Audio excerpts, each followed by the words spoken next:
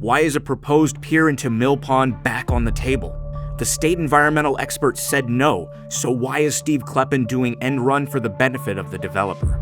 Is just a follow-up, whether we have anything on the Mill Pond public access for the part that's owned by the city that would need sign off from DEEP. I think I brought it up a couple meetings ago. What are the next steps with that? So we had applied for, you're talking about the One Cemetery Street? Yeah, the extra. Yeah, we applied for a trails grant through DEEP last time around and did not receive funding. The problem is not a problem. It's a good problem. The city's also pursuing that grant for other applications, so we don't get both. So that the other ones receive priority funding. So we'll keep looking. Amelia in our office is working on street ends funding projects, try to get through the harbor study that was just completed. So we're looking at different funding mechanisms and see if there's something that's applicable to that as well. So it's more than likely it's just when we can get grant funding to do it.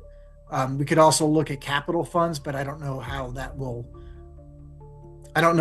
go over in terms of priority or a need, but I think the grant is a way to go. It's just a matter of when we can get, when we're successful at getting a grant for that.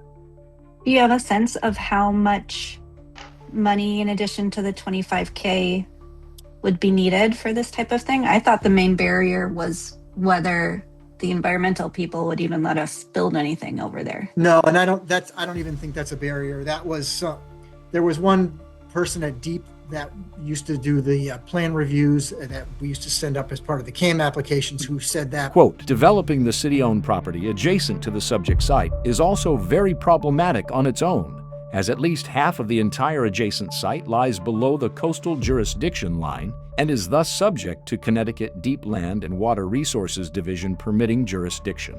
It's important to note that it is extremely unlikely LWRD would authorize fill or development in areas of our jurisdiction waterward of CJL, even for otherwise normally priority public access, unquote. Note that the term CJL refers to the total impact of multiple environmental stressors on ecosystems and is used to evaluate the combined effects of pollutants and habitat loss.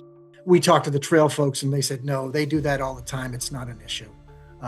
So that, I don't think that's a realistic hurdle. If you could do me a favor and just email me that question, I'm out tomorrow, but I have the grant application on my file, and I imagine the price has gone up since the last time I submitted the grant application, but it was significantly more than the $25,000 because we had Gary Wetmore, who does all the dock replacements and pilings. We asked him to help us with the pricing. He gave us a kind of rough idea on a quote, so we have a sense of what that would be.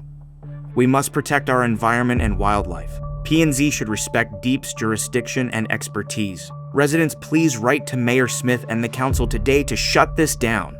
Tell P&Z to reject the funds from the developers. Urge the P&Z Commission to require the developer to donate that $25K to East Norwalk nonprofits, just as residents suggested during the permit application.